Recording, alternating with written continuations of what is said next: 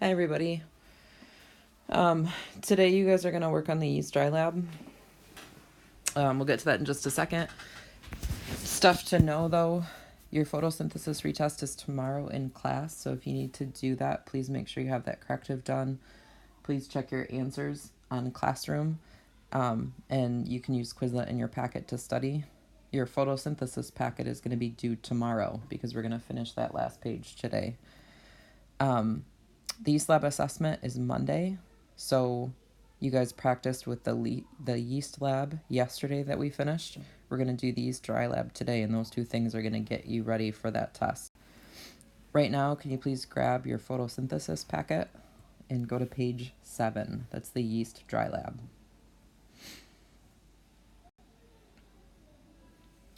So this is really similar to the lab that you guys did. So it talks about yeast breaking down sugar.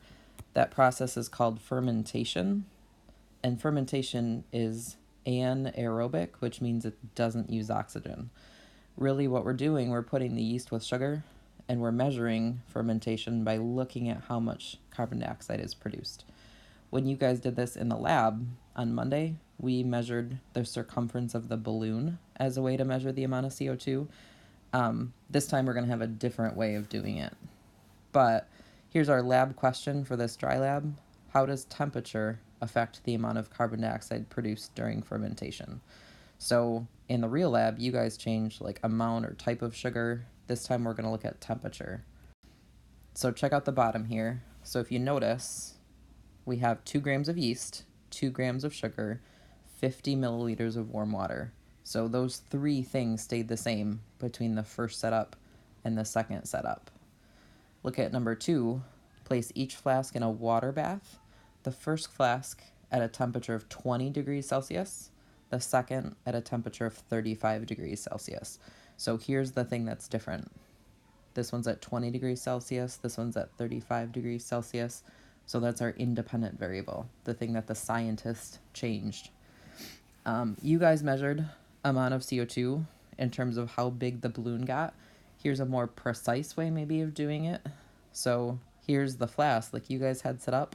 They have a stopper in it, so no gas can escape except through this tube right here. And the tube comes down, and they're going to count bubbles of carbon dioxide that are produced. All right, we just went through a couple things. So remember, independent variable is what the scientist changed. Dependent variable is what the scientist measured. The controlled variables, think of 3 things that stayed the same between the 2 flasks, and then write your hypothesis. Please pause the video here, give the kids a chance to try these 4 questions. I'll come back in just a second and help you with the graph that's on the back.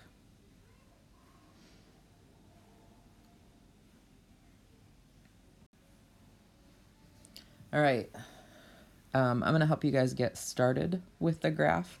So we have, they measured every 5 minutes the amount of carbon dioxide bubbles that were produced, and they measured them for each flask. So here's the 20 degrees Celsius, here's the 35 degrees Celsius. For this, you guys are actually going to have 2 lines on the same graph, which is why we need a key. One of those lines, so I picked red, is 20 degrees Celsius. And then pick another color, that's going to be for the 35 degrees Celsius. So when you set up this graph, the x-axis is going to be this column right here. So we're looking at time in minutes.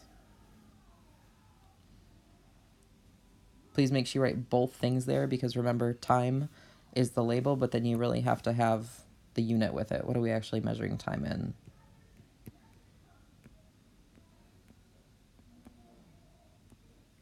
The y-axis is what we're measuring. We're measuring the total number of bubbles released, or you could also think of this as amount of carbon dioxide.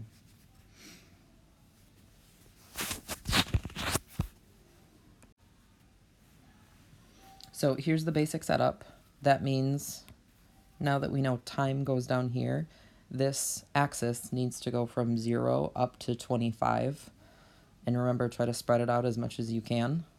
Now that we know this is bubbles released, the lowest number in these two columns is 0. The highest number is 75. So set up your scale so you can go from 0 to 75 on the y-axis. And then remember, we have two different colors. So for the 20 degrees Celsius, pick one color. Your first point would be 5, 0. Your second point would be 10, 5. And then when you're ready to do the 35 degrees Celsius one, your first point would be 5, 5. So the first column and the last column for that one. Don't forget, you also need a title. We've talked about this a few times. Those first 3 words in a title should be the effect of. And then remember, you plug in the independent variable on the dependent variable. And you guys just did that on the front side of the page. So here's your work time. Please complete the yeast dry lab. I just gave you guys a good setup on how to get that started. If you're still stuck, talk to your partner, see if they can help. Next job, the yeast lab from yesterday should be done. If it's not, please make sure you have all the questions answered on both pieces of paper. So the one where you actually wrote your data and then the one with the graph on the back, and get that turned into the tray in the front. Then check out Infinite Campus and see if you have any missing work, Old Science Worlds, the Muscle Fatigue Lab, stuff like that. The only thing that's not in there so far is the 5, 4, 3, 2, 1 response.